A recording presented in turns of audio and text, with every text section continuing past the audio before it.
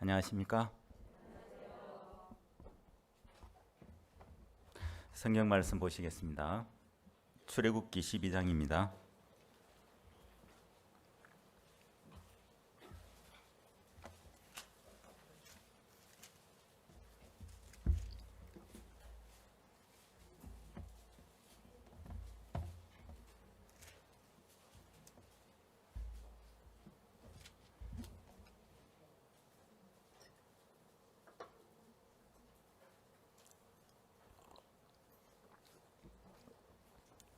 일 절부터 제가 읽도록 하겠습니다.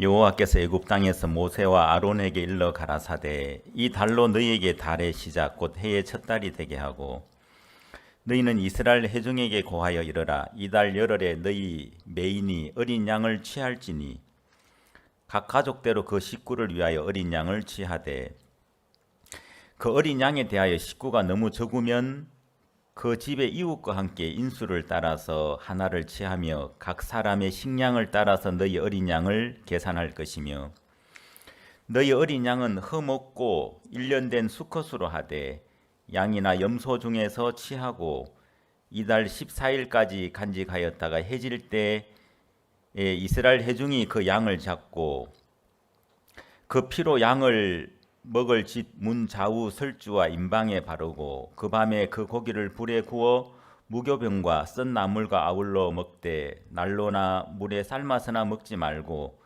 그 머리와 정강이와 내장을 다 불에 구워 먹고 아침까지 남겨두지 말며 아침까지 남은 것을 곧 소화하라. 너희는 그것을 이렇게 먹을지니 허리에 띠를 띠고 발에 신을 신고 손에 지팡이를 잡고 급히 먹으라. 이것이 여호와의 유월절이니라. 내가 그 밤에 애굽 땅에 두루 다니며 사람과 짐승을 물온하고 애굽 나라 가운데 처음 난 것을 다 치고 애굽의 모든 신에게 벌을 내리리라. 나는 여호와로라. 내가 애굽 땅을 칠 때 그 피가 너희에 거하는 집에 있어서 너희를 위하여 표적이 될지라. 내가 피를 볼 때 너희를 넘어가리니 재앙이 너희에게 내려 멸하지 아니하리라. 너희는 이 날을 기념하여 여호와의 절기를 삼아 영원한 규례로 대대에 지킬지니라. 14절 말씀까지 읽었습니다.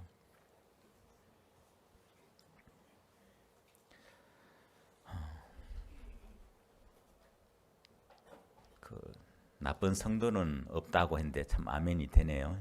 저는 나쁜 목사입니다. 근데 예수님이 함께 하십니다. 네, 그러면 됐죠. 우리는 악합니다. 근데 예수님이 우리 죄를 씻어주셨습니다. 네, 성경은 그렇게 되어 있어요.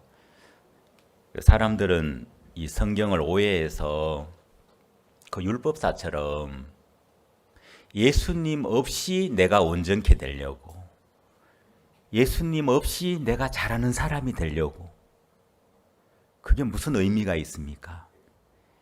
예수님 없이 잘하면 그게 무슨 소용이 있죠? 그러면 천국 갈 수 있습니까?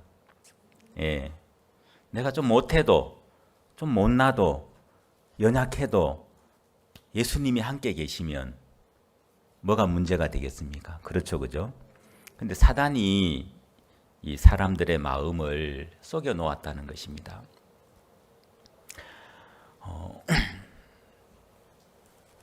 캄보디아의 어떤 목사님이 예수님 때문에 14년이란 세월을 감옥에서 보냈습니다. 몇 년요? 캄보디아는 이제 공산주의 국가죠. 여러분 그 킬링필드라고 보신 적 있습니까? 예. 못 보신 분들은 나중에 한번 보시면 좋겠습니다. 제가 어릴 때 학생 때 그걸 봤는데 너무 끔찍했습니다. 그 폴포트라고 하는 그 사람이 이제 그 공산주의 이제 그런 정권을 만들었는데 그때 한 300만 명 가까이 사람들을 죽였대요. 근데 이제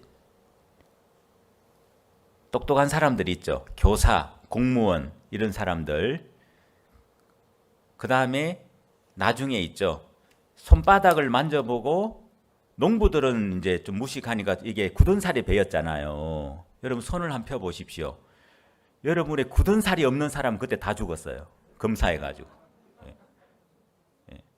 굳은 살이 요즘 뭐 보면 굳은 살 없는 놈들 많잖아요. 우리 시골의 할머니들은 할아버지 할머니 다 굳은 살이 있는데 여기 있는 분들 거의 굳은 살 없을 거예요.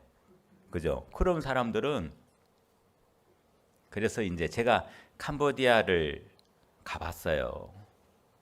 가봤는데 집단 매장지라고 있더라고. 집단 매장지. 우크라이나에서 지금 그런 게 발견되죠. 전쟁은 참 끔찍하죠. 특히 이제 전쟁이 나면 뭐 군인들이 죽는 것은 당연하지만 민간인들, 여러분처럼 이 민간인들이 어린아이, 여자 상관없이 그렇게 죽임을 당해요. 그리고 이제 이렇게 집단 매장을 하죠. 캄보디아에는 그런 곳이 너무 많아가지고 다 발굴을 못했대요. 300만 명 그걸 어떻게 다 발굴합니까? 생각만 해봐도 끔찍하죠, 그죠? 그래서 이제 이렇게 이제 공원처럼 있잖아요. 뭐 하나 놨는데 유리관으로 다 해가지고 유골을 막 쌓아놨더라고. 근데 그 유골을 보니까 총알이 이제 이렇게 들어간 흔적도 있고, 도끼나 망치로 깨진 흔적도 있고, 두개골이 반쪽 난 것도 있고, 너무 끔찍하더라고요. 이제 그런 공산주의 아래에서 이분이 예수님을 믿었단 말이에요. 목사로서 나는 이 믿음을 지킬 거야. 그러면서 이제 감옥에 14년이라는 세월을 보냈습니다. 어느 날 이분이 우리 목사님을 만나서 목사님 질문을 했어요. 목사님은 거듭나셨습니까? 천국 가실 준비가 되셨습니까? 이분이 좀 언짢아 하면서 목사님, 제가 어떤 삶을 산지 아십니까? 제가 예수님 때문에 14년이라는 세월을 감옥에서 보냈습니다. 그 감옥에서 삶이 어떠한 줄 아십니까? 제가 감옥에 있을 때 우리 가족들은 어떻게 삶을 살았는지 아십니까? 길거리에서 잠을 자고 그렇게 고생하고 어렵게 살았습니다. 제가 예수님 때문에 이런 고난을 받았는데 제가 구원을 안 받았을 리가 있습니까? 근데 죄는 있습니까? 죄 없는 사람 누가 있습니까? 이래 된 거예요. 자, 이분은 14년이라는 세월을 예수님 때문에 자기는 그 감옥에서 말할 수 없는 고난을 겪었습니다. 근데 죄는 사함받지를 못했습니다. 이분 구원 받은 거예요? 구원 안 받은 거예요? 근데 사람들은 이것을 크게 얘기하는 거예요. 이것을. 이게 행위란 말이에요. 행위. 자기가 하나님을 위해서 열심히 했어요. 근데 하나님이 나에게 베푸신 것은 받아들이지를 않았단 말이에요. 참된 구원이나 신앙은 우리가 하나님을 위해서 일을 하는 것이 아니라 하나님이 우리를 위해서 일하시는 세계란 말이에요. 구원도 그렇고 믿음도 그렇고 너희가 그 은혜를 인하여 믿음으로 말미암아 구원을 얻었나니 이것이 너희에게서 난 것이 아니요 하나님의 선물이라. 행위에서 난 것이 아니니 이는 누구든지 자랑치 못하게 함이니라.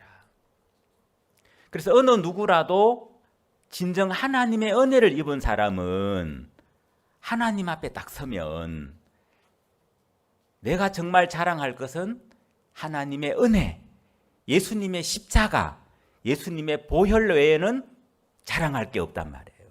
그게 은혜예요. 아시겠습니까? 내가 뭘 하고 내가 뭘 했다는 이야기를 못해요. 왜냐하면 그것은 하나님이 나에게 베푸신 것에 비하면 아무것도 아니기 때문에. 로마 시대 때 여러분 나중에 카타콤의 순교자라는 책을 한번 사서 보십시오. 제가 구원받고 얼마 안 됐을 때 그 책을 읽어본 적이 있습니다.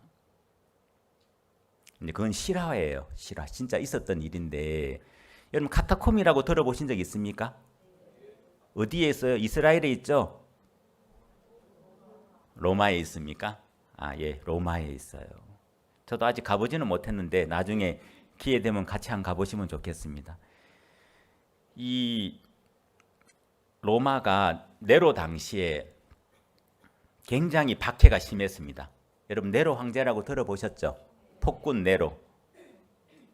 조금 이제 정신적으로 문제가 있는 그런 사람이었습니다.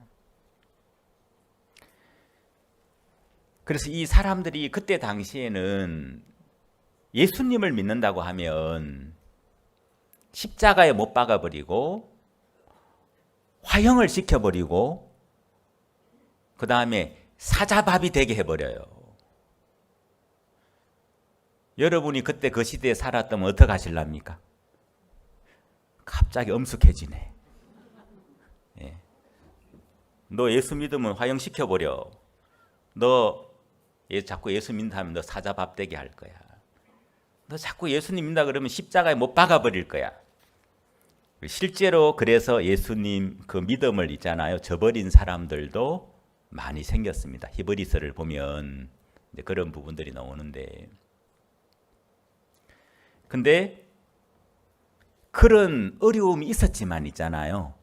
그 믿음을, 그 고난을 이기고 믿음을 지킨 사람들도 있었다는 거예요. 근데 그분들의 내가 주를 절대로 부인하지 않겠나이다, 그런 강한 의지와 결심으로 그렇게 한 게 아니에요. 인간의 의지나 각오나 결심은 무너질 수밖에 없습니다. 예를 들어서 지금 이제 칼을 딱 겨누고 있잖아요. 제가 목사인데 칼을 딱 겨누고 너 자꾸 예수 믿는다 그러면 칼로 찌를 거야. 그러면 제가 어떻게 할까요? 예? 저를 어떻게 보시고 제가 제 허물을 너무 드러냈더니만, 예. 여러분 말씀대로 얼마든지 또 그럴 수도 있어요. 나 예수 몰라요. 그럴 수도 있겠죠. 제가 자신은 못합니다. 하지만 예수님이 저를 붙들어 주신다면 내가 예수님을 위해 순교할 수도 있겠죠. 네, 내 의지나 각오가 아니라. 여러분도 마찬가지예요. 우리가 죄인이 의인 되는 길도 똑같아요. 이 믿음이라는 것이 나로 말미암아 되는 세계가 아니라는 거예요. 행위로 말미암지 않고. 여러분, 사람들은 구원, 믿음 그러면 나를 자꾸 개입시키는 거예요. 내가 잘해야 되고, 내가 각오해야 되고, 내가 결심해야 되고, 내가 뭔가 준비해야 되고. 성경은 그렇지 않아요. 성경을 여러분 자세히 보십시오. 하나님의 선물이에요. 하나님의 은혜입니다. 하나님으로 말미암아 되어져요. 그래서 이 어린아이가 있었어요. 그 어린아이 이름이 잘 기억이 안 나는데 이 아이가 7살이었습니다. 여러분 7살 나이에 구원을 받았습니다. 여러분 우리 교회에도 아이들이 있는데 구원 한 10대번도 더 받죠. 주일학교, 아마 여기 우리 주일학교 때부터 있었던 우리 조카도 여기 있는데 친정엄마가 보통 아니에요. 우리 처형이긴 하지만 성이 최 씨거든. 예. 일러주지 마세요. 예. 일러주면 큰일 나요. 제 아내도 최 씨인데 최 씨 보통 아니에요. 여기 최 씨 계시면 죄송합니다. 그런 분들 말고 제 아내. 예. 근데 제 아내 또 착해요. 예.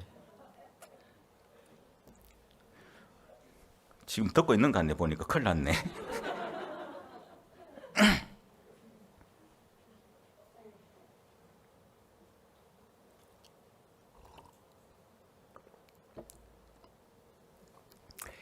그 아이가 이제 우리 7살인데 여러분 한 7살 정도 되면 충분히 구원을, 제가 그걸 보면서 7살도 충분히 구원 받을 수 있구나. 근데 이제 그때 당시에는 제가 그 아이 7살의 그 아이의 고백을 보면서 제가 너무 부끄러웠어요. 저는 그때 20살, 21살 때였는데 야, 이 아이가 나보다 훨씬 낫네. 이 아이는 우리나라로 말하면 이순신 장군의 아들과 같아요. 그 나라의 아버지가 장군이었어요. 귀족, 영웅이었어요. 전쟁터에서 죽었어요. 독자예요, 독자. 귀족이에요, 귀족. 그러면 황제가 이 아버지, 그 다음에 올라온 귀족들 있잖아. 이 아버지를 다 좋아하고 너희 아버지는 정말 훌륭한 사람이다. 근데 그때 당시에는 핍박이 심했기 때문에 이 엄마가 구원을 받았죠. 이 아이도 구원을 받았어요. 그 핍박을 피해가지고 그 지하로 이제 숨어든 거예요. 그 로마 이제 거기는 이래 흙이 이렇게 파면 잘 파진대요. 근데 그게 공기와 만나면 콘크리트처럼 단단해진대요. 이해되시죠? 파면 이제 이렇게 처음에 팔 때는 사람의 손이 처음 갈 때는 잘 파진대요. 근데 공기가 딱 들어가면 콘크리트처럼 단단해진대요. 지금도 그게 몇천 년이 지나지만 지금도 그렇게 서 있으니까. 근데 그 키로가 있죠. 수십 키로 된대요. 그걸 사람의 손으로 다 판 거예요. 그게 1, 2년 그래 산 게 아니고 콘스탄티누스 황제라고 들어보셨습니까? 예, 그 어떤 기독교 자유화를 그 이제 선포했잖아요. 그게 300 몇 년인가 그래요. 그러니까 몇백 년이란 세월 동안 굉장히 핍박이 심했어요. 수많은 사람들이 목숨을 잃었습니다. 근데 이 아이가 율리우스인가, 이 아이가 이제 이 양식을 구하러 가야 되는데 이제 어른들이 가면 잡히기가 쉬우니까 제가 갔다 올게요. 이렇게 된 거예요. 제가 갔다 올게요. 근데 이 아이가 양식을 구하러 갔다가 잡혀버렸네. 근데 이제 너 이름 뭐냐 이래 하나 보니까 야가 그 유명한 그 장군의 그 귀족 가문의 아들인 거예요. 그래서 얘를 데리고 황제 앞에 데려갔어요. 로마 황제 앞에. 그 황제가 내려온지는 잘 모르겠어요. 황제 앞에 하여간 데려갔어요. 여러분 한번 상상을 해보십시오. 7살 난 아이가 그 로마 원로원 귀족과 황제 앞에 딱 섰어요. 그러면서 이 아이를 이제 설득을 하는 거예요. 얘야, 너희 아버지는 정말 훌륭한 분이란다. 정말 너희 아버지는 우리가 정말 존경하고 나라를 사랑하고 정말 우리나라를 위한 분이었다. 너는 그 후계자다. 너 예수 믿지 않는다는 그 말 한마디만 해라. 그러면 너는 살 수 있어. 근데 이 아이가 이제 무슨 이야기를 딱 했냐 하면 나는 나를 위해 피 흘리신 그 예수님의 사랑을 부인할 수 없습니다. 몇 번이나 설득을 하는데 이 아이는 계속 그렇게 이야기한 거예요. 나는 나를 사랑하셔서 나를 위해 피 흘리신 그 예수님의 사랑을 부인할 수 없습니다. 7살 난 아이가 지금 30몇 년이 지나도 지금도 제가 생생해요. 여러분 이런 이야기 들으면 좀 가슴이 찔리죠? 저도 찔리는데 여러분 안 찔립니까? 감동이 타고 오죠? 당장 가서 카타콤에 숨겨서 사보세요. 근데 있죠, 여러분 마음에도 그 예수님의 사랑이 있단 말이에요. 내가 막 그거를 깨달으려고 노력해야 되는 게 아니라 발견하는 거예요. 믿음은 뭐라고요? 발견. 이미 이루어진 신대륙 발견. 그죠? 이미 존재하는 것을, 이미 이루어진 것을 발견하는 거예요. 자, 이 14년 동안 자기는 예수님을 위해서 모진 고초를 겪고 모진 고난을 겪었습니다.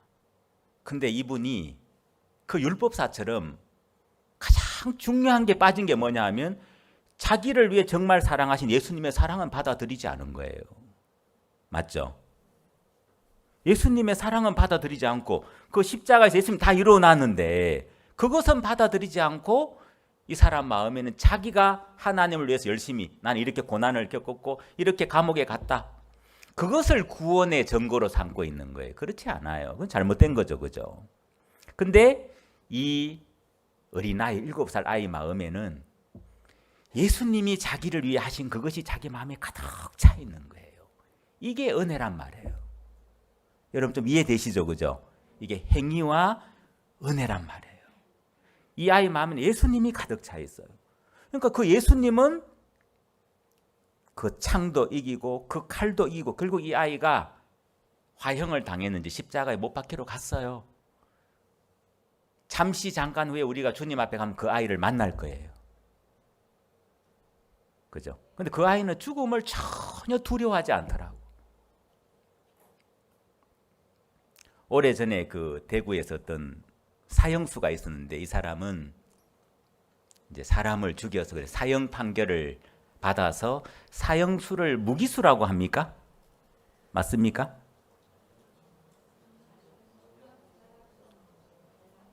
하여간 사형수였어요. 사형수. 예. 야, 미결수. 예. 근데 아주 오래됐어요. 이분이. 근데 우리 박 목사님이 서울에 가셔가지고 이제 눈이 많이 왔는데 길을 가시다가 눈이 너무 많이 와서 어떤 예배당으로 잠깐 들어갔어요. 근데 그 교회 목사님이 들어오세요 해가지고 점심 김치 그 비빔밥인가 그걸 해서 드셨대요. 그러면서 이제 이야기하다가 이제 그 이야기가 나온 거예요. 대구 교도소. 그분 이야기를 하면서 이분이 흉악범으로 그렇게 이제 사형 판결을 받고 이제 있었는데 이 교도소 안에서 구원을 받은 거예요. 예수님을 만난 거예요. 그 사형을 딱 집행하는데 그 검사가 할 말이 있으면 해보라고 이 두건을 좀 벗겨달라 그랬어요. 그리고 이분이 뭐라고 이야기하냐면 나는 이 세상의 법으로는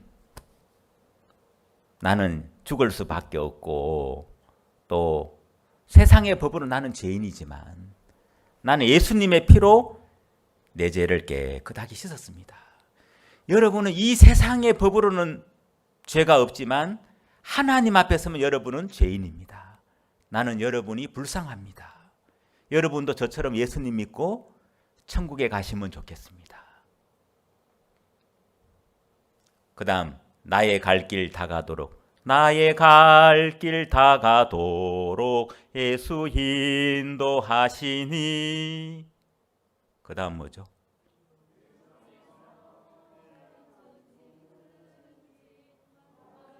할 수 없도다. 예, 됐습니다. 예, 예, 감사합니다. 제 목소리 괜찮죠? 제가 좀 음치거든요. 목소리는 좋은데 음을 잘 못 다스려가지고 저도 이래봬도 그라시아서 면접을 봤습니다. 예, 한 2절 부르니까 나가라 하더라고. 그래도 면접을 봤다는 게 어딥니까? 초창기에 면접을 본 적이 있었습니다.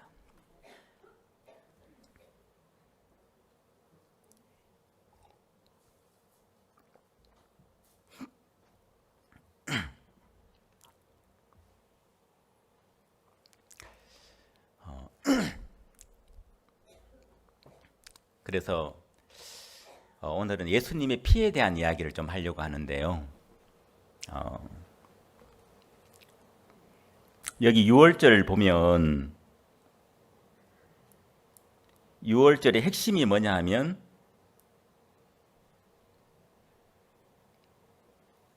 6월절의 핵심이 뭐죠?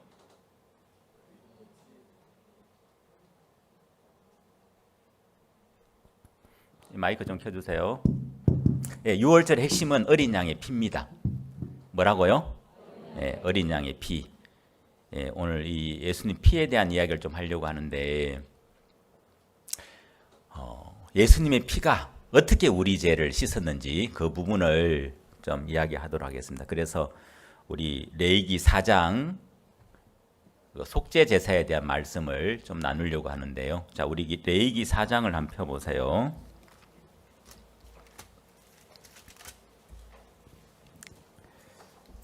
레위기 4장 27절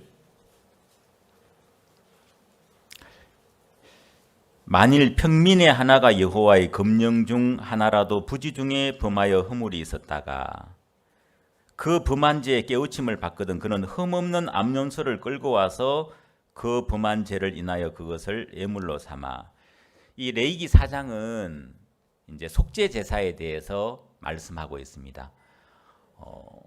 모세가 시내산에 가서 율법을 받았는데 그 십계명 돌판을 받을 때 십계명 돌판만 받아온 것이 아니라 40일 동안 밤낮으로 하나님은 모세에게 뭘 보여주셨냐 하면 뭘 보여주셨죠? 성막을 보여주셨어요. 성막을. 그 성막은 하늘의 성전에 있는 것을 그대로 보여주셨어요. 그래서 그것을 이 땅에 지은 거예요. 하늘나라 성전을 이 땅에 그대로 옮긴 거예요. 왜 하나님이 성막을 보여주셨냐 하면 하나님은 율법을 못 지킬 걸 아셨거든요. 근데 율법을 못 지키면 어떻게 돼요? 법이 내려오면 죽어야 되잖아요. 그래서 율법이 내려왔을 때 몇 명이 죽었습니까? 3,000명이 죽임을 당했어요. 모세가 시내산에서 안 내려오니까 우리를 인도하던 모세는 어떻게 됐느냐? 그래서 이제 이 아론에게 물으니까 금을 가져오라 해가지고 만든 게 금송아지예요. 모세가 내려와 보니까 난리 난 거예요. 이들이 금송아지 나 외에 다른 신을 섬기지 말라. 그 다음에 아무 형상에 만들지 말라 하니 벌써 2계명 어겨버렸잖아요. 그죠? 3,000명이 그날 죽임을 당했어요. 왜냐하면 그때는 아직 이 성막을 만들지 않았거든요. 모세 마음에는 있지만 만들지를 않았어요. 그리고 그 뒤에 모세가 급히 이제 성막을 만들었습니다. 그래서 하나님은 이 속죄 제사 부지 중에 내가 죄를 범했을 때 율법을 어겼을 때 죄를 지었다가 나중에 깨달았어요. 아이고 내가 죄를 지었구나. 그러면 이제 속죄 제사를 드려야 되는 거예요. 뭐 회중, 족장, 제사장 있는데 여기는 지금 평민의 제사입니다. 여러분 다 평민이잖아요. 그죠? 이 평민의 제사 때 여기 보면 암염소를 끌고 와서 그렇게 암염소를 끌고 와서 자 우리 이 부분을 제가 한번 보여드릴게요. 자 우리 강진 목사님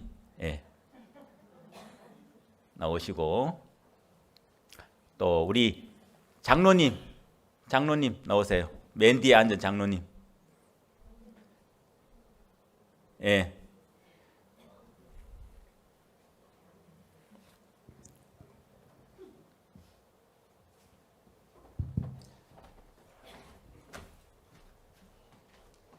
자, 이분이 어린 양입니다. 어린 양처럼 안 생겼지만 봐주십시오. 좀 범죄형으로 생겼지만 지금 거듭난 어린 양입니다. 아시겠죠? 예. 자, 이분은 아주 선하게 생겼지만 죄를 범했습니다. 예. 그래서 이제 죄를 범했는데 죄를 아이고 내가 죄를 지었구나 오늘 누구하고 싸웠구나 미워했구나 이제 그거를 깨달았어요. 지금 소리 잘 들립니까? 그럼 어떻게 해야 돼요? 예, 암염소를 집에 암염소 한 마리밖에 없는데 아이고 알아서 잘 하네. 예, 암염소를 딱 끌고 왔어요. 보세요 얼마나 통통하게 살쪘습니까? 예. 그러나 이 암염소가 흠이 있으면 안 돼요. 뭐라고요? 예, 첫째 흠이 있으면 안 돼요. 예. 지금 흠 있나 보니까 비듬도 없고 오늘 보니까 머리 감았네. 예. 오늘 샤워도 했어요 보니까. 예. 흠이 있으면 안 돼. 머리부터 발끝까지 뭐 벌레가 있어도 안 되고 또 병균이 있어도 안 되고 병이 있어도 안 돼요. 이렇게 다 살펴보고 암염소를 다 끌고 왔어요. 그럼 이 제사장 앞에 온 거예요. 제사장 앞에. 자 그러면 이 죄를 지은 이 사람이 이제 염소를 끌고 왔는데 이 사람이 이 염소의 머리에 뭘 하냐 하면 무엇을 해요? 예. 이렇게 안수를 해요. 자, 이걸 안수라고 하는데 안수란 뜻은 어떤 의미가 있는지 아십니까? 아시는 분? 자, 우리 앞에 모치님 안수라는 의미가 어떤 뜻이 있어요? 잘 모르겠어요. 예, 이 잘 모르는 분들 참 많아요. 여러분 이거 자세히 보면 있잖아요. 자세히 들으시면 나중에 어떤 목사님한테 물어봐도 잘 모르는 분들 많아요. 보라 세상 죄를 지고 가는 하나님의 어린 양이로다. 그런 말씀이 성경에 있나? 이렇게 하는 분들도 있다니까요. 목사님들 중에. 마태복음 3장에 세례 요한이 예수님에게 세례를 베풀었습니다. 그런 것도 성경에 있냐? 그런 사람도 많더라고. 자, 근데 지금 이분이 죄를 지었고 이제 죄를 지었다가 내가 죄를 지은 걸 깨달았어요. 처음에 몰랐다가. 그죠? 그냥 이 속죄 제사가 드려지는 게 아니고 내가 죄를 지었다가 아, 내가 죄를 지었구나. 그럼 이 죄를 씻어야 되겠구나.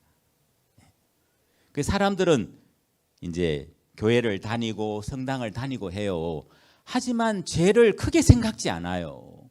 죄의 삭은 사망인데 그 범한 죄의 깨우침을 받거든 그 사람은 속죄 제사를 준비를 하거든요. 그 깨우침을 받거든 아, 내가 죄를 범했구나. 내가 이 죄로 말미암아 지옥 갈 수밖에 없구나. 이렇게 깨달아야 되는데 뭐 죄가 있어도 하나님께 고백하면 되지. 죄가 있어도 그냥 기도하면 되지. 이런 식으로 생각하는 거예요. 마음에 심판이나 사망이 오지 않기 때문에 사람들이 죄를 크게 생각지 않는 경우 있어요. 근데 이 사람이 지금 이 염소를 가져온 것은 죄를 깨우침을 받은 거예요. 그래서 이 염소의 머리에 이렇게 안수를 했어요. 안수라는 의미는 전가한다, 넘긴다, 죄를 넘긴다. 물론 우리가 환자 안수할 때 그죠? 환자 안수할 때 이렇게 세례해요. 그죠? 이렇게 안수 세례가 아니고 이렇게 안수기도. 예, 여러분도 안수기도 받아보신 적 있죠? 예, 안수 기름 바르고 그죠? 예, 성경에도 보면 몸이 아프거든 장로를 청하라 그런 말씀이 있잖아요, 그죠? 기도를 받아라 그러겠잖아요. 그래서 우리가 병든 자에게 기도할 때 하는 안수도 있고, 그 다음에 목사 안수할 때 또 이렇게 안수하는 게 있죠, 그죠? 그렇잖아요. 그런 것도 있어요. 근데 여기 이것은 죄를 넘길 때, 이 사람의 죄를 이 양에게 넘기는 거예요. 자, 안수했어요. 자, 손을 떼 보세요. 이제 자, 제가 넘어갔어요, 안 넘어갔어요? 자, 여러분 눈에는 안 보이지만 하나님 눈에는 넘어갔어요.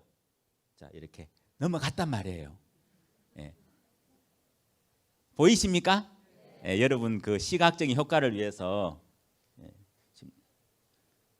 잘 짊어지고 있네요. 제가 넘어갔어요. 자, 그러면 죄의 삭이 뭐예요? 사망. 예, 죄의 삭은 뭐 회개 기도나 그게 아니에요. 기도한다고 죄가 용서되는 게 아니에요. 죄의 삭은 사망이다.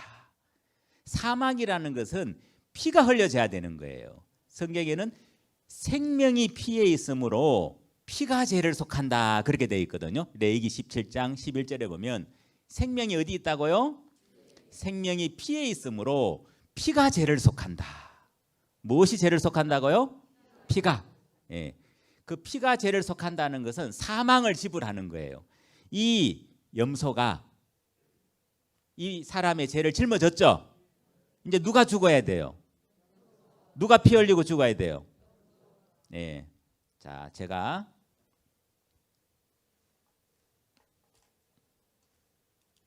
칼이에요. 아침에 잘 갈았어요.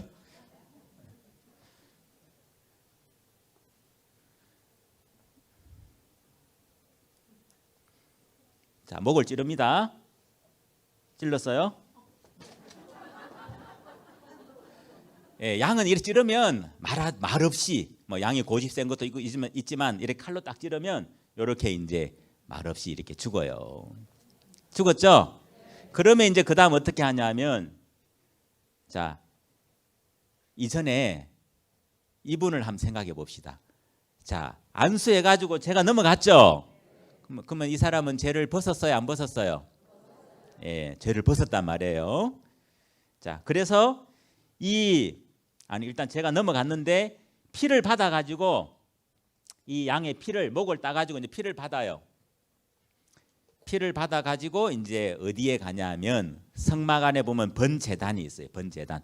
하늘나라 성전에 있는 그 모형을 이 땅에 지었다 그랬죠. 문을 열고 딱 들어가면 제단이 있어요. 제단. 그 제단에는 4개 뿔이 있어요. 제가 내일 보여드릴게요. 4개 뿔이 있는데 그 피를 받아 가지고 이 제단 네 뿔에 피를 발라요. 알겠습니까? 그리고 나머지 피는 땅에다 쏟아요. 그리고 이 염소는 이 제단에다 태워버린단 말이에요. 아시겠습니까? 자, 그러면 왜 이 제단에다가 이 모퉁이 네 제단에 뿔이 있는데 왜 여기다가 피를 바르냐? 왜 피를 바르죠? 사람이 죄를 지으면, 여러분 보세요. 사람이 죄를 지으면 두 군데 기록이 돼요. 첫째, 예레미야 17장 우리 한번 찾아봅시다. 예레미야 17장.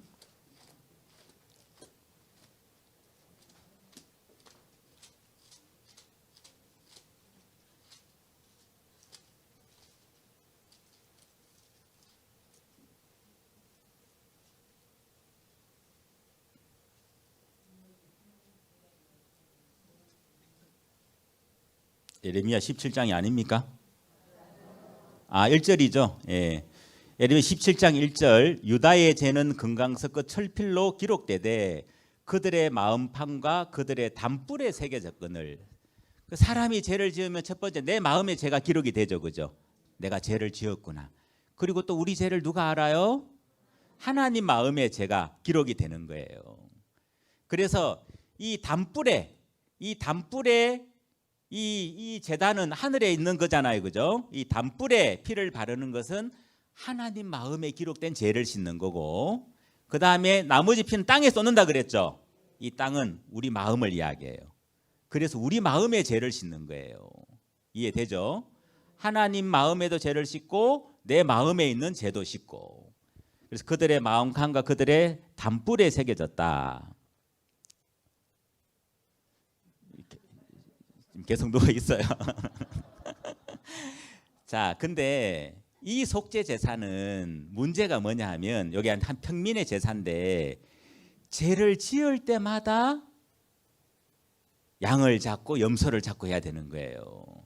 요즘 염소 한 마리 얼마 합니까? 양 한 마리 얼마 해요? 비싸죠, 그죠? 여러분 같으면 염소 몇 마리 잡아야 되겠어요? 수없이. 아이고, 너무 솔직하시네.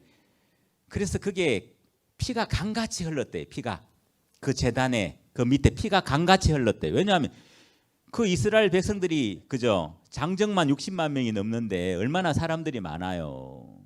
그 사람들이 죄를 지을 때마다 염소 잡고 양 잡고 하니까 피가 강같이 흘렀다는 거예요. 그리고 이거는 이제 너무 번거롭죠, 그죠? 힘들죠. 그래서 자, 이제 염소 양 일어나세요. 예.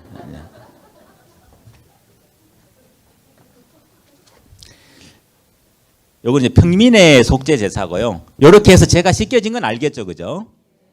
그다음 이제 이게 너무 번거로워서 하나님이 이제 레위기 16장에 보면 이스라엘 백성 한 민족의 죄가 어떻게 사해지는가, 그 제사를 하나님은 이제 정해 놓았어요. 아까 자, 우리 레위기 16장을 한번 찾아보세요. 레위기 16장에 보면 아까 안수한 그 의미가 나와요. 16장 21절 우리 같이 한번 읽어보겠습니다. 16장 21절 시작.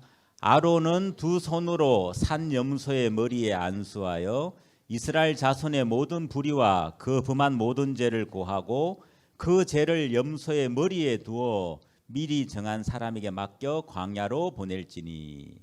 자, 이거는 이제 이스라엘 한 민족이 지었던 죄를 씻는 제사인데 여기 보면 안수의 어떤 의미가 나와 있죠. 안수에서 이 대제사장이 안수할 때 그 죄를 그 염소의 머리에 둔다고 했죠, 그죠? 예. 자, 그러면 레위기 4장에서는 한 평민의 속죄 제사고 레위기 16장에서 이제 이스라엘 백성들이 1년 동안 지었던 그 죄를 씻는 제사예요. 이때는 염소를 2마리 준비합니다. 그래서 한 마리는 있죠. 백성들이 보는 앞에, 이건 아사셀인데 따라해 보세요. 아사셀. 아사셀이라는 뜻은 내어놓는다, 그런 뜻이에요. 이 백성들이 보는 앞에서, 자, 이분이 누구냐 하면 아까는 평민인데 이제는 대제사장입니다. 이분이 누구라고요? 대제사장. 여러분들은 이스라엘 민족이에요. 그리고 이분이 아론이에요. 자, 염소의 머리에 안수를 해요. 자, 안수했습니다. 이 안수하면 무슨 죄가 넘어가죠? 이스라엘 민족의 모든 죄와 그 불의를 고하고 그 죄를 염소의 머리에 두어라고 했죠. 자, 그럼 여러분 1년 동안 지은 죄가 누구의 집 머리에 넘어갔습니까? 예, 염소에게 넘어갔죠. 그리고 자, 됐습니다. 손을 떼시고 그 다음에 자, 손 잡고 이제 이 염소를 끌고 너무 무겁네. 예. 그래서 이 염소를 끌고 있잖아요. 광야로 무인지경으로 사람이 없는 무인지경으로 끌고 갈지니라. 그리고 거기서 놓을지니라 그렇게 돼 있는데 자 보세요. 만약에 여러분 여기 앉아 계시는데 제가 이 염소를 끌고 저 문을 나가서 저 밖으로 나가면 여러분 이 염소가 보이지 않겠죠? 그리고 여러분은 이 염소를 보면서 내 죄가 저 염소에게 넘어갔구나. 그리고 저 염소가 멀어져 가는 걸 보면서 저 염소가 내 죄를 지고 가고 있구나. 저 염소가 내 죄를 지고 가고 있구나. 모치님 이해되십니까? 예, 우리 모치님 이제 여기 누구에게 넘어갔어요? 염소에게 넘어갔어요? 예, 1년 동안 지은 죄가 넘어갔단 말이에요. 이스라엘 민족의 여기 계신 모든 분들의 그 1년 동안 지은 죄가 염소의 머리에 넘어갔어요. 그래서 이 염소를 데리고 저 광야에 가서 놓는단 말이에요. 그럼 염소가 안 보이면 아, 우리 죄가 저렇게 사라졌구나 하고 사람들은 그렇게 믿는 거예요. 한 마리는 그렇게 하고 자, 또 한 마리는 자, 안수해요. 자, 그리고 이 염소를 됐습니다. 이 염소를 잡아요. 잡아 가지고 이제 이 염소의 피를 가지고 이분이 대제사장이에요. 자, 이 피를 가지고 어디로 들어가냐 하면 지성소에 들어가요. 번제단을 지나서 떡상, 향단, 등대를 지나서 성소가 있는데 가장 깊은 곳에 지성소가 있어요. 지성소. 그것도 내일 보여드릴게요. 지성소가 있는데 그 지성소에는 속죄소가 있습니다. 따라해 보세요. 속죄소. 네.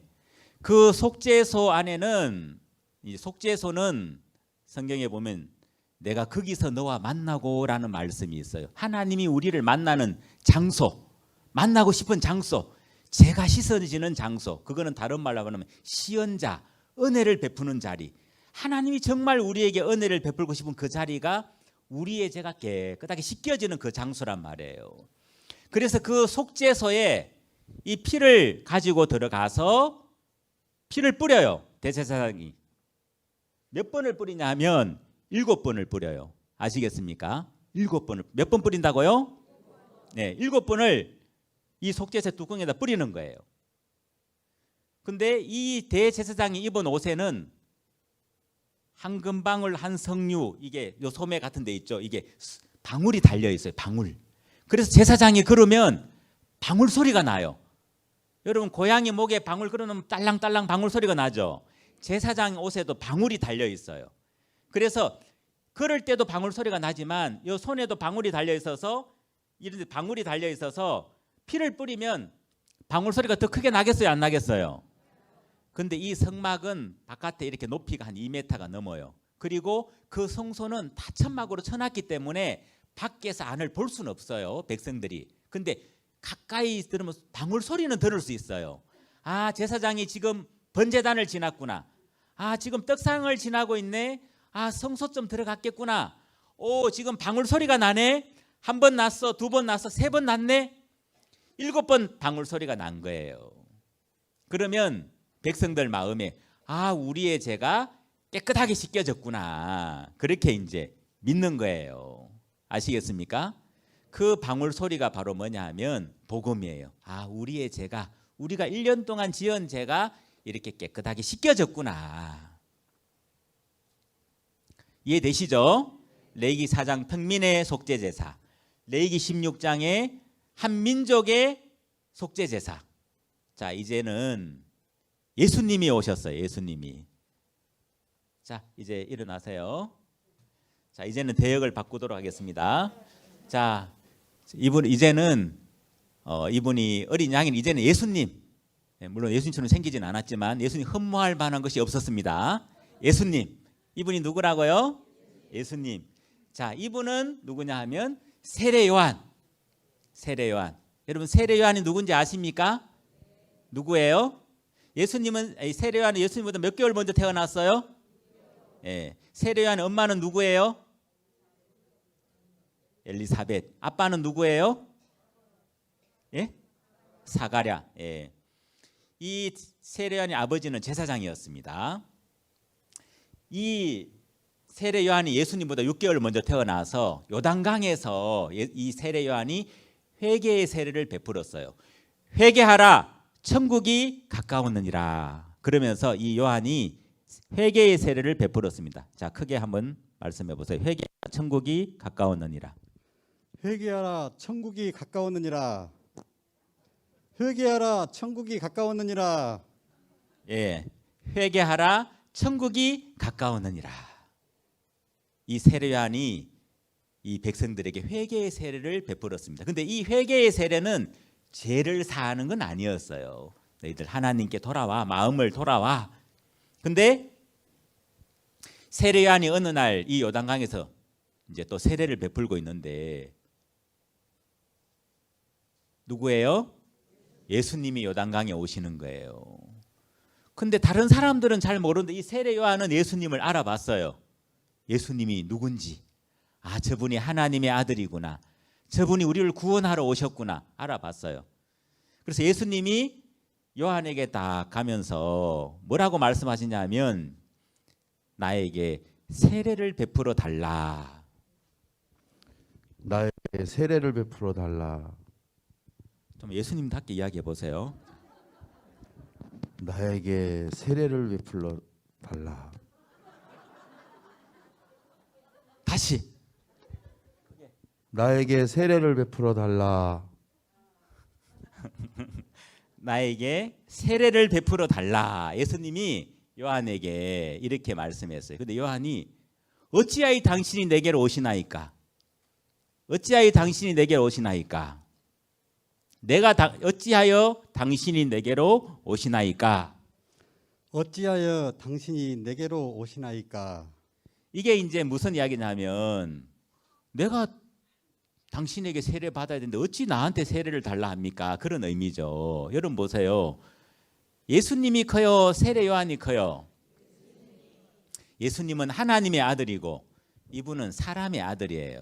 그렇죠? 예. 근데 이 세례 요한이 예수님에게 예수님이 세례 요한에게 세례를 베풀어 달라는 거예요. 그다음 예수님 뭐라고 이야기했죠? 어서 행하거라. 이와 같이 하여 모든 의를 이루는 것이 합당하니라. 마치고 개인교제 해야 되겠네. 큰일 났네.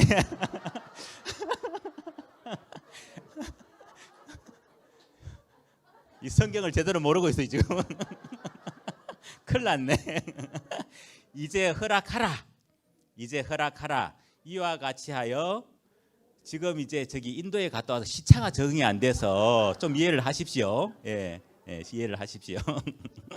이제 허락하라. 이와 같이 하여 모든 의를 이루는 것이 합당하니라. 이제 허락하라. 이와 같이 모든 의를 이루는 것이 합당하니라. 이에 요한이 허락하는지라. 자, 요한이 허락을 했어요. 자, 그러면 원래 이 세례는 이제 이 원의미는 침례거든요.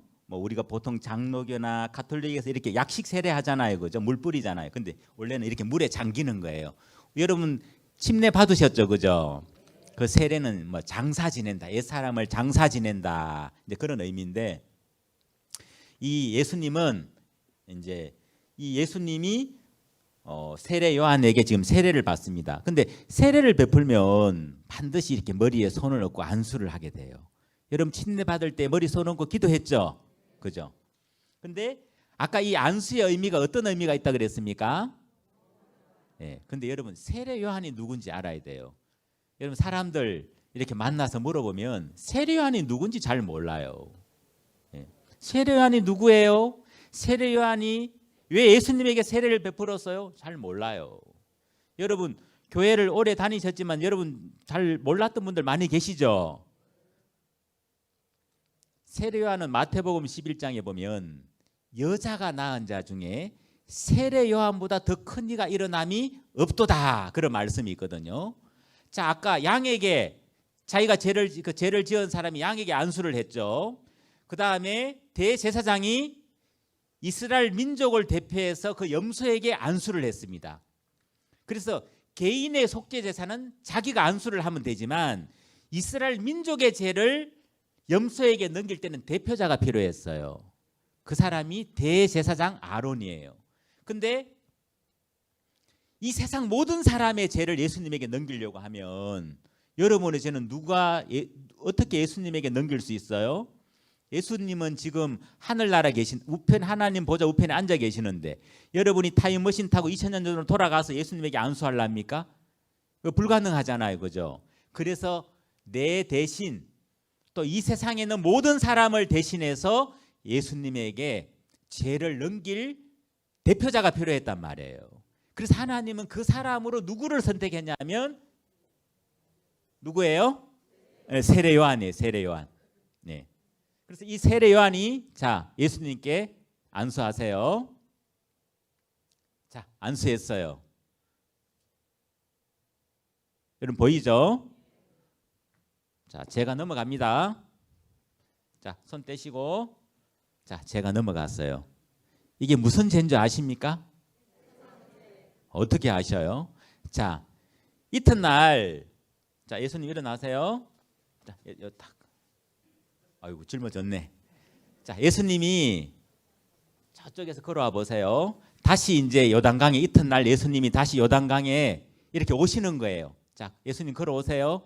자 천천히 오시는데 이 요한이 지금 요한 너무 점잖게 있네. 요한이 예수님을 보고 보라 세상 죄를 지고 가는 하나님의 어린 양이로다. 보라 세상 죄를 지고 가는 하나님의 어린 양이로다. 좀 실감나게 해보세요. 저기 점잖게 하지 말고 손을 딱 가리키면서 보라 세상 죄를 지고 가는 하나님의 어린 양이로다. 보라 세상 죄를 지고 가는 하나님의 어린 양이로다. 예, 잘했습니다. 예. 자, 이 세례 요한이 예수님을 딱 보니까 보였어요. 뭐가 보였냐 하면 세상 죄를 짊어진 예수님의 이 몸에 세상 죄가 짊어져 있는 거예요. 세상 죄가. 여러분 세상이란 말은 인간세 윗상 사람이 땅 위에 사는 동안을 보고 세상이라고 합니다. 여러분 다 세상에 속해 있죠. 아담부터 지구 끝날까지 육체를 입고 이 세상에 살았던 모든 사람은 다 세상에 포함되는 거예요. 아시겠습니까? 예, 다 포함돼요. 포함되지 않는 사람 아무도 없어요. 다 이 세상에 나는 세상에 살지 않고 나는 뭐 달나라 산다 그러면 아무도 없죠. 다 세상에 살아요. 세상에 살았고 그러면 세상 죄라고 하는 것은 이 세상에 살았던 모든 사람의 죄가 세상 죄에 포함되는 거예요. 맞죠? 자 그러면 이 세상 죄 속에 이 세상 속에 여러분이 다 들어갑니다. 맞습니까? 그러면 여러분의 모든 죄도 세상 죄에 다 들어갑니까? 예, 보라 세상 죄를 지고 가는 하나님의 어린 양이로다. 아멘. 여러분의 이름을 집어넣으면 딱 맞아요. 보라. 자, 우리 모친 이름이 어떻게 되세요? 박경숙. 박경숙. 박경숙의 죄를 지고 가는 하나님의 어린 양이로다. 아멘. 박경숙의 죄를 지고 가는 예수님을 보라. 하나님 어린 양이 예수님이죠. 그죠? 보라. 박경숙의 죄를 지고 가는 하나님의 어린 양이로다. 우리 모친님 이제 예수님이 지고 갔어요? 안 지고 갔어요? 죄가 나한테 있어요? 예수님이 넘어갔어요? 죄가 있어요? 왜 없어요? 넘어갔어요? 예, 넘어갔어요. 넘어갔어요. 이게 2000년 전에 있었던 일입니다. 아시겠습니까? 내가 태어나기도 전에, 내가 예수를 알기도 전에, 내가 예수를 믿기도 전에 이미 예수님은 내 죄를 짊어졌어요. 그리고 예수님이 이 죄를 짊어지고 어디로 가셨어요? 3년 동안 복음 전하시다가 어디 가셨어요? 십자가. 십자가를 가, 십자가. 자, 예수님 여기 십자가 밑에 가세요. 자, 다 이루었다. 다 이루었다. 자, 우리 예수님께 박수 한번 쳐주세요. 진짜 박수는 예수님이 받으셔야 돼요. 영광도 하나님께 받아야 되고 찬양도 하나님께 돌리는 거예요. 아시겠습니까? 우리 조카도 여기 있지만 오늘 잘 부르긴 불렀는데 노래 잘한다고 자만하지 말고 내가 영광 받지 말고 하나님께 찬양을 드리세요. 공자매님들 아시겠죠? 오늘 잘했어요. 근데 영광은 하나님께 돌려야 됩니다. 영광은 내가 받으면 안 되고요. 찬양은 하나님께 돌리는 거예요.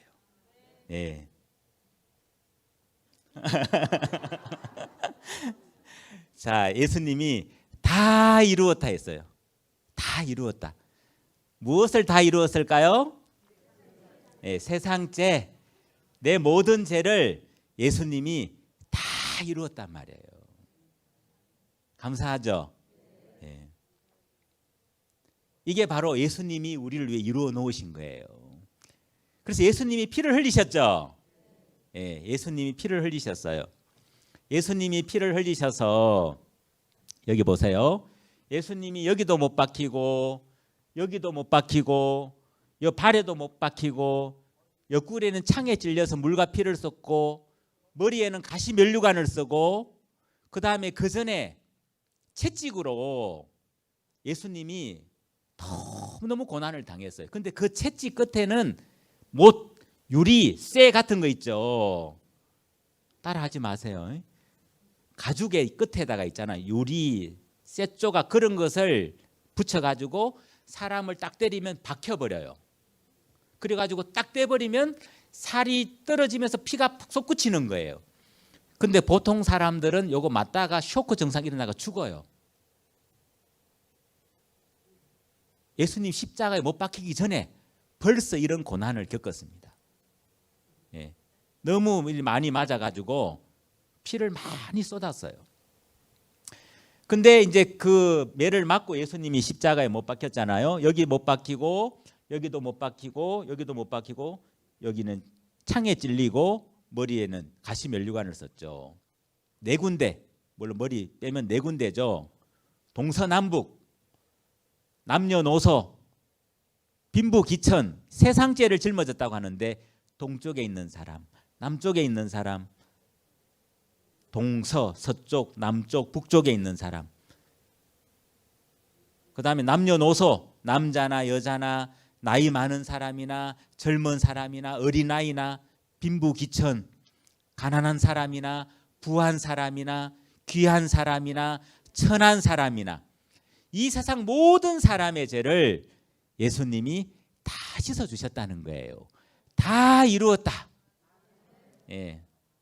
감사하죠? 예수님이 다 이루었어요. 자, 예수님 이제 십자가에 내려오시고 수고하셨습니다. 자, 두 분 들어가십시오.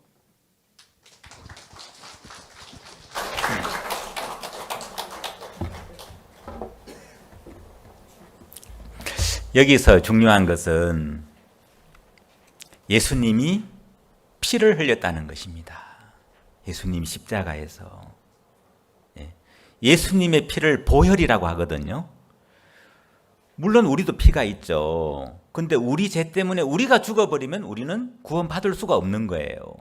우리는 아담의 자손이기 때문에 예수님하고 우리하고 다른 게 뭐냐 하면 출생 자체가 달라요.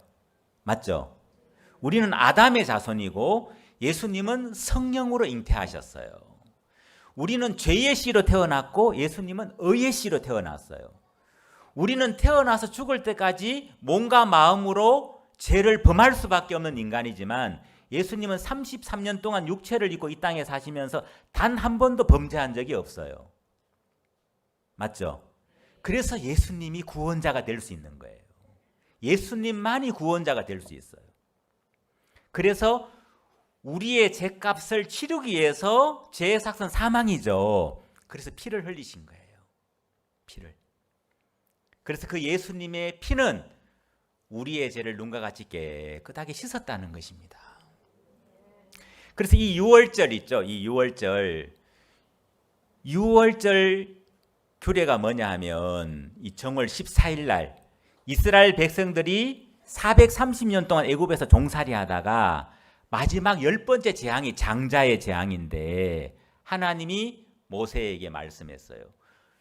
그 문 임방과 좌우 설주에 어린 양의 피를 바르고 그 집 안에서 양을 먹으라. 여기 양을 먹는 규례가 나와 있죠, 그죠? 예. 뭐 허리띠 메고 급히 먹으라 게 나와 있어요. 내장은 씻어가지고 불에 구워 먹고 다 있어요.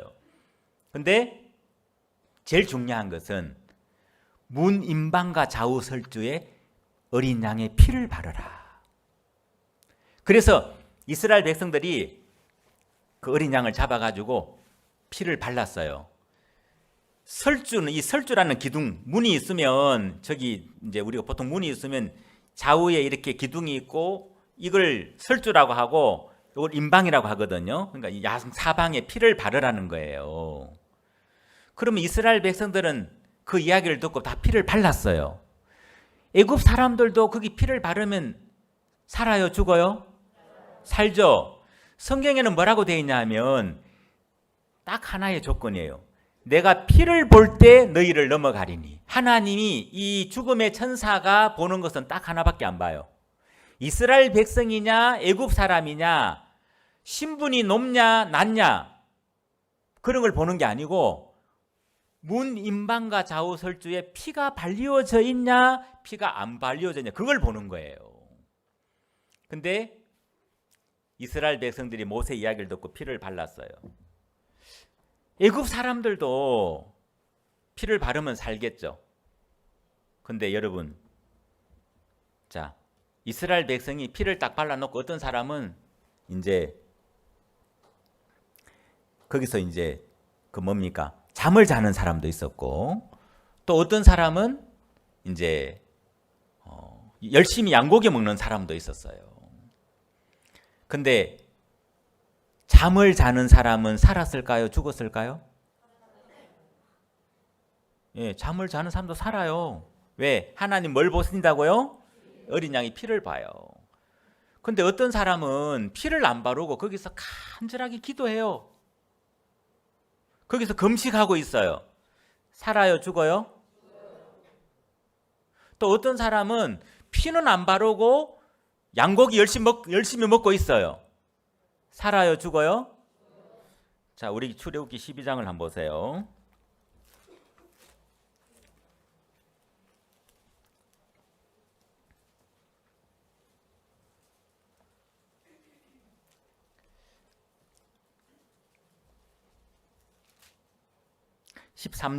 출애굽기 12장 13절 내가 애굽 땅을 칠 때 그 피가 너희의 거하는 집에 있어서 너희를 위하여 표적이 될지라 내가 피를 볼 때 너희를 넘어가리니 재앙이 너희에게 내려 멸하지 아니하리라. 여러분 자 따라해 보세요. 내가 피를 볼 때 너희를 넘어가리니.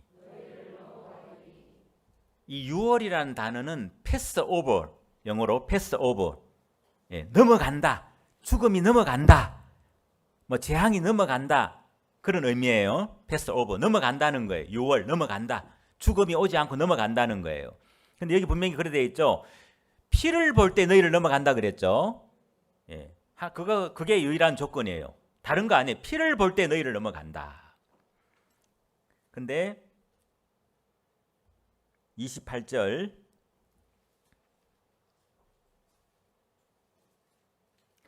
이스라엘 자손이 물러가서 그대로 행하되 여호와께서 모세와 아론에게 명하신 대로 행하니라. 자, 어린 양의 피를 발랐어요, 안 발랐어요? 발랐죠.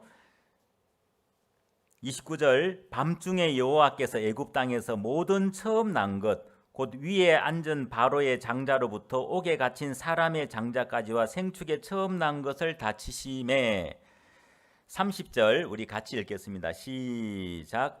그 밤에 바로와 그 모든 신하와 모든 애굽 사람이 일어나고 애굽에 큰 호곡이 있었으니 이는 그 나라에 사망치 아니한 집이 하나도 없었음이었더라.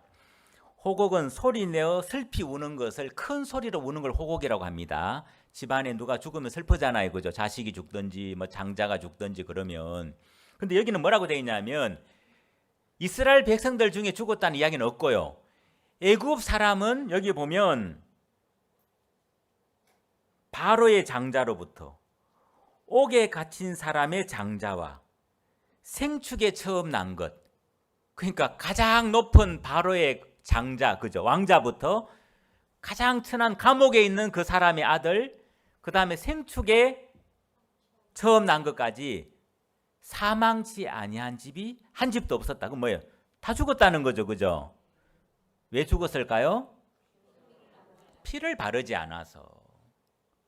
이유는 딱 그거밖에 없어요. 피를 바르지 않아서.